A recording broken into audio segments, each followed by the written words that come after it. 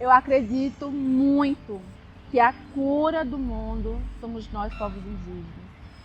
Porque se as pessoas abstraem um pouquinho só de como a gente enxerga a terra, enxerga nossos ecossistemas, as nossas florestas, haveria mais respeito e haveria mais dignidade para todos.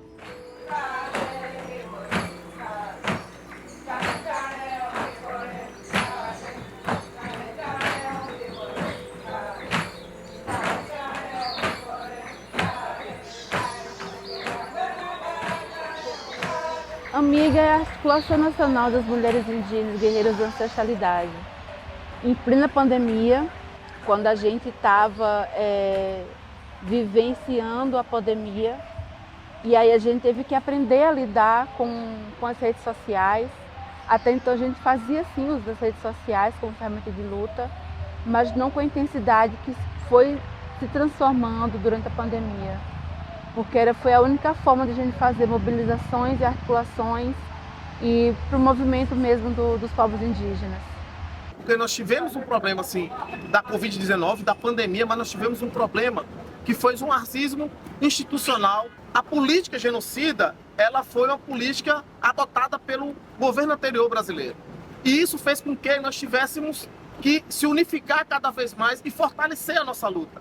E a nossa luta, ela passa também, né, pelas questões territoriais, de proteção, de fiscalização e principalmente de demarcação. Para Xavier! Para Xavier! Para Xavier!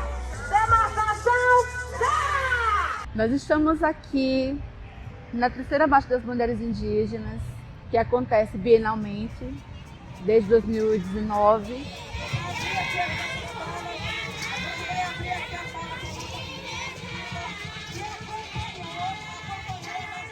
Desde a primeira marcha, a gente fez uma homenagem às nossas antecessoras, né? As nossas mulheres que já estavam na luta desde a data oficial da colonização.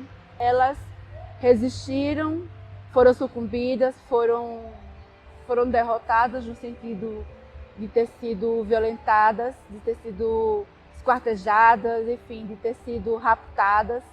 Mulheres que avançaram no cuidado, na gestão do território, mulheres que avançaram na política, e essas heroínas estavam esquecidas, foram apagadas, não eram lembradas. Então, na primeira marcha, a gente fez menções a essas mulheres, ao pioneirismo dessas mulheres, quem foi a primeira prefeita, quem foi a primeira vereadora, quem foi a primeira mulher a ocupar espaço na ONU. E nós somos essas guerreiras de hoje. Então, guerreiras da sociedade, porque a gente traz essas mulheres como referência.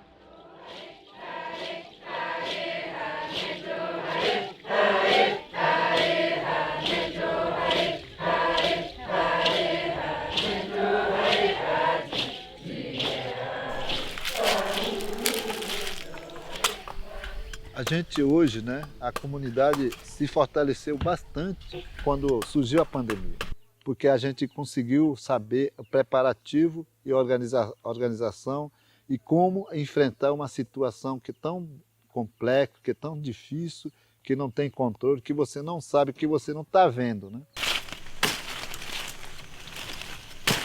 A nossa ancestralidade, os nossos conhecimentos tradicionais, os nossos saberes, foi uma barreira para combater a Covid-19. Foi através dos nossos conhecimentos que muitos tratamentos foram realizados.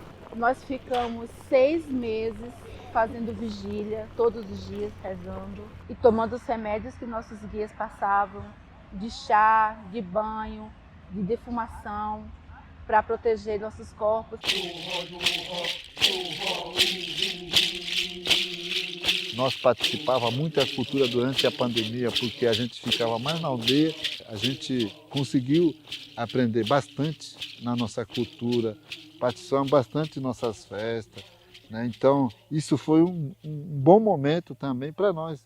Temos pintura de aspiral, que a gente usa, que os homens usam.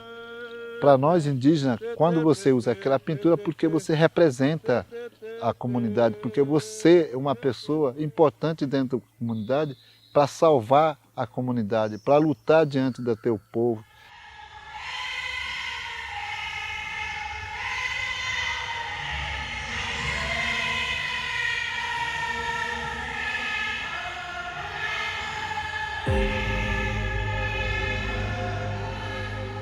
A ancestralidade para mim é meu existir.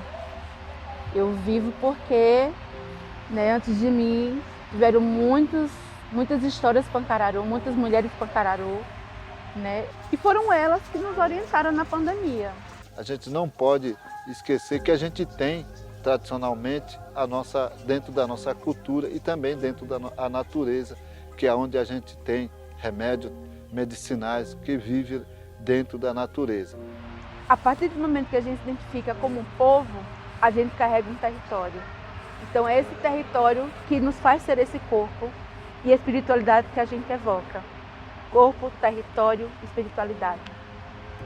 Que a força encantada proteja cada uma e cada um na missão de curar a terra junto com os povos indígenas.